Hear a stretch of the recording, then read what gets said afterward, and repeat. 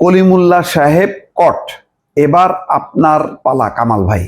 আপনি ও দালাল কামালকে ওই কসাই কারাগারে পাঠানোর দাবি জানাচ্ছি। আসসালামু আলাইকুম প্রদর্শক শ্রোতা। নাজমুল হাসান কলিমুল্লাহ গ্রেপ্তারের পর এবার গ্রেপ্তার হচ্ছেন সাংবাদিক পান্না এবং সাংবাদিক মাসুদ কামাল, সাথে কি মোস্তফা ফিরোজ সাহেবও। গুরুত্বপূর্ণ তথ্য আছে, আশা করি সম্পূর্ণ ভিডিও জুড়েই থাকবেন। চলুন ভিডিওতে বিস্তারিত দেখে আসি।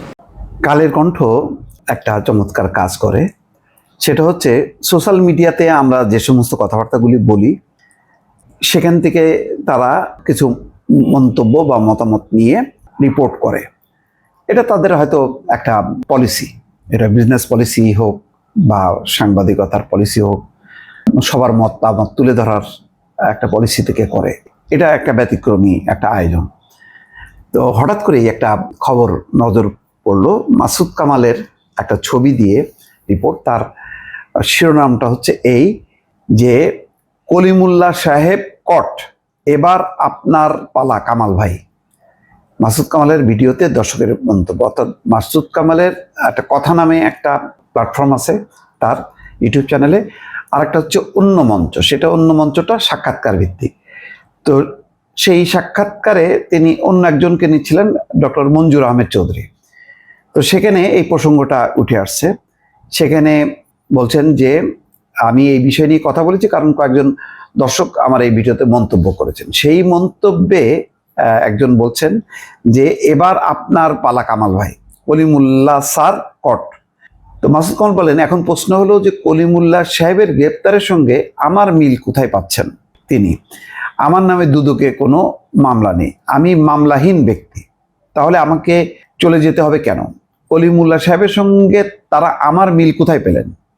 মিলটা এক জায়গায় পেয়েছেন, সেটা হলো কলিমুল্লাহ সাহেব বিভিন্ন টকশোতে বিভিন্ন কথা বলেন, আমিও টকশোতে কথা বলি। তার কথাকে অনেকেই আক্রমণাত্মক মনে করতে পারেন, কিন্তু তিনি আমাকে বলেছেন তথ্য ছাড়া তিনি কোনো কথা বলেন না। তিনি বলেন আমার অন্য মঞ্চ চ্যানেলেও তিনি আসতেন। আমি কিন্তু এই একটা জায়গায় বলি যে, আমার সাথে যেটা হয়, আমি যদি মনে করি যে এই লোকটা সত্য কথা বলছে না, আমি সাধারণত তাকে অ্যাভয়েড করি। নাজমুল হাসান কলিমুল্লাহকে আমি আমার চ্যানেলে কখনো আমি সাক্ষাৎকার ডাকিনি, কারণ উনি এমন সব কথাবার্তা বলেন, আমার কাছে মনে হয় যেন এগুলি মানে খুবই কল্পনাপ্রসূত, একেবারে খুবই হটকারী টাইপের কথাবার্তা বলা। এতে উনি হয়তো খুব পপুলার হয়, ভিউ বাড়ে অনেক। আমার ওই ভিউ নিয়ে অত চিন্তা নেই, আমি খুব ঠান্ডা মাথায় ধীরে সুস্থে খুব তথ্যভিত্তিক হওয়ার চেষ্টা করি। কিন্তু তাই বলে অন্য কেউ যদি তার সাক্ষাৎকার নেয়, যেমন হয়তো মাসুদ কামাল নিয়েছে, আমি কয়েকদিন আগে দেখলাম মঞ্জুল আলম পান্নার, তিনিও নিতে পারেন। অসংখ্য সোশ্যাল মিডিয়া প্ল্যাটফর্মে নাজমুল হাসান কলিমুল্লাহ, যিনি গ্রেপ্তার হয়েছেন দুর্নীতির অভিযোগে, তাকে সাক্ষাৎকার নেওয়া হয়, তিনি কথা বলেন।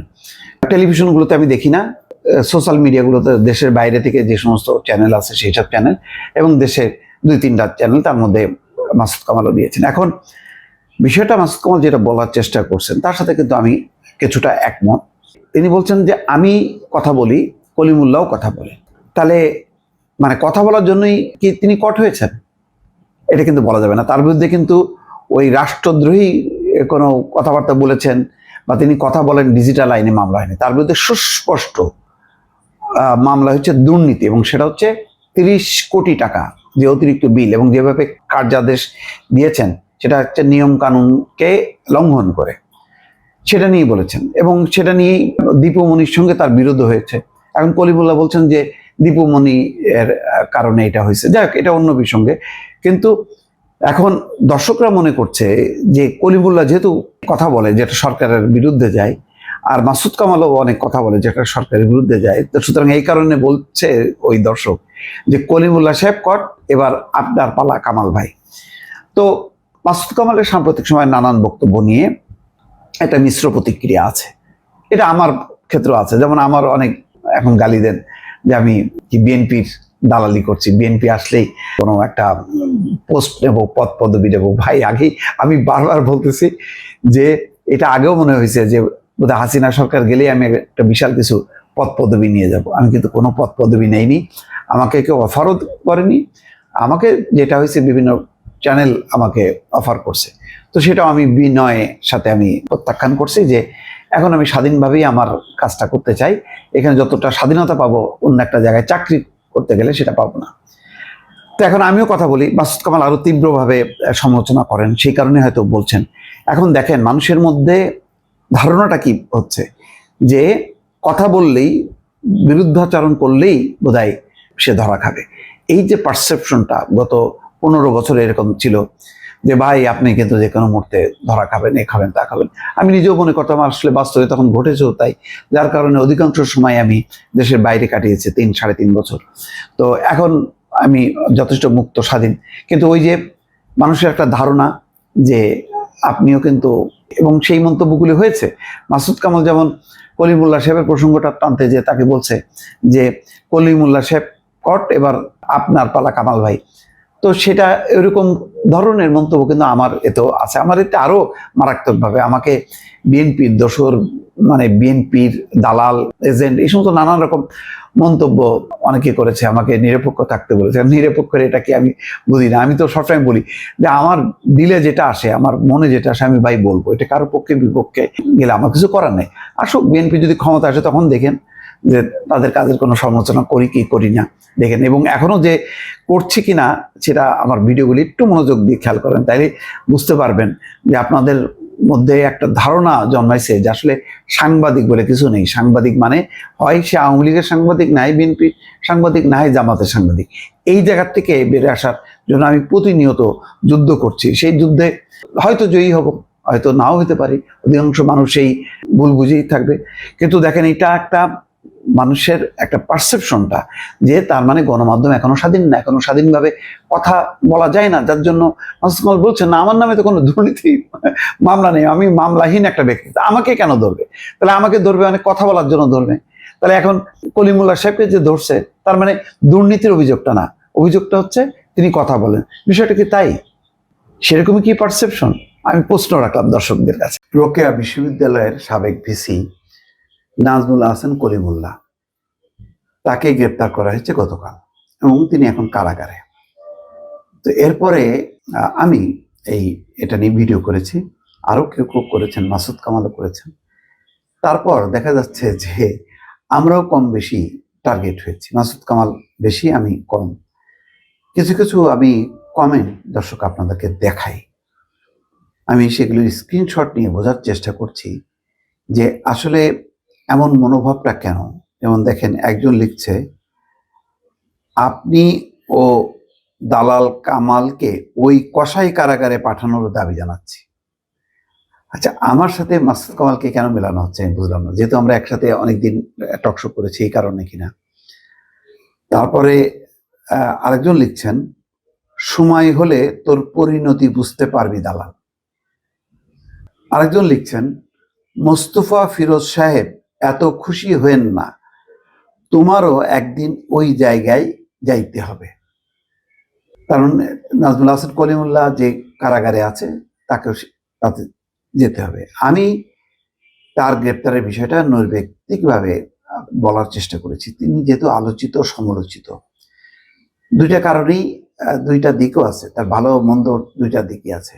কথা বলেন, সাহসের সাথে কথাও বলেছেন, আবার তার অতীতের সেই ভূমিকা জাল জালিয়াতি নির্বাচনের পক্ষে সাফাইও গিয়েছেন, সেই রেকর্ডও তার আছে। তো সব পয়েন্টগুলো উল্লেখ করেছি। আবার রোকেয়া বিশ্ববিদ্যালয়ে তিনি খুব ভালোভাবে ভিসিগিরি করেছেন সেটাও না, তিনি দীর্ঘদিন লম্বা সময় থাকতেন না, ঢাকায় থাকতেন, টকশো করতেন, বিশ্ববিদ্যালয়ে নাকি মাঝে মধ্যে যেতেন, মানে এইভাবে ভিসিগিরি হয় না, তিনি করেছেন। তারপরে তার বিরুদ্ধে ক্ষোভ বিক্ষোভ হয়েছে, শিক্ষক কর্মচারীরা এক হয়েছেন, দুর্নীতির অভিযোগ তুলেছে, তার তথ্য প্রমাণ তারা পাঠিয়েছেন। এবং আওয়ামী লীগ সরকারের সময়ও শেষ দিকে ভালো অবস্থায় ছিল না, দীপুমণি নাকি তাকে দেখতে পারতেন না এবং দীপুমণি তাকে সরিয়েছেন, এমন অভিযোগ তার। আওয়ামী লীগ আমলেই সে তার পদচ্যুত হয় বা চাকরিচ্যুত হয়।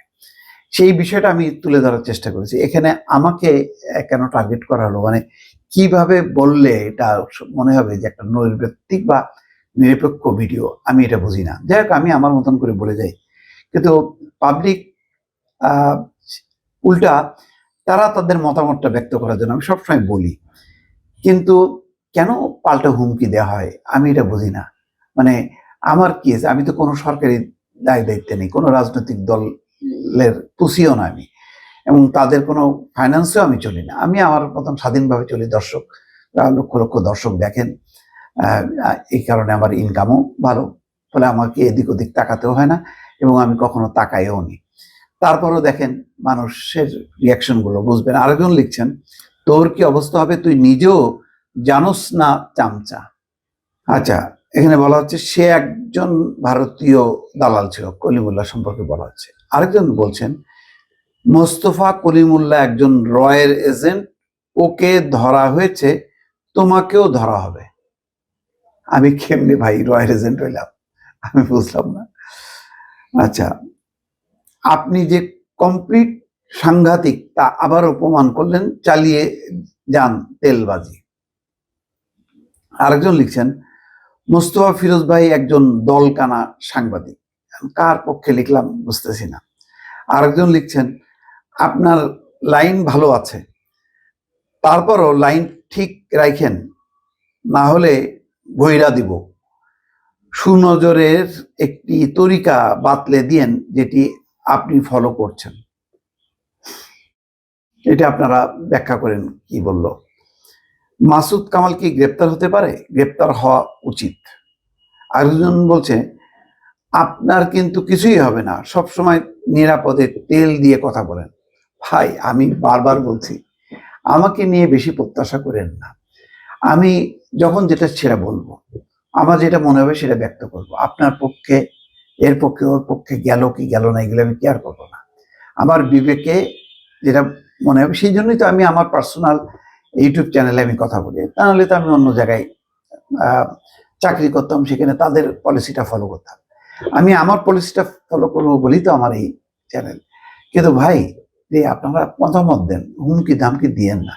এই হুমকি ধামকি গত 3.5 বছর 4 বছর প্রচুর মোকাবেলা করেছি, এখন তো কিছুই না। শেখ হাসিনার সময় আমি কথা বলতাম, তো তখন বুঝেন তখনকার পরিবেশ, তো সেই পরিবেশে তো এখন সেটা নেই। এখন তো দেশে থেকে কথা বলতে পারছি, তো সুতরাং এখন মুক্তভাবে কথা বলতে পারবো না। আর বললে আপনারা মানে আপনাদের কি স্বার্থ, মানে কোন বলয়ের আমি যাই না, হুমকি দামকি দেন, এটা ঠিক না। গণতান্ত্রিক হন, মত প্রকাশের স্বাধীনতা আমাকে দেন, নিজেরাও চর্চা করেন, সেটাই তো গণতন্ত্র। প্রিয় দর্শক শ্রোতা, এই বিষয়ে আপনার গুরুত্বপূর্ণ মতামত কমেন্ট বক্সে অবশ্যই লিখে যাবেন।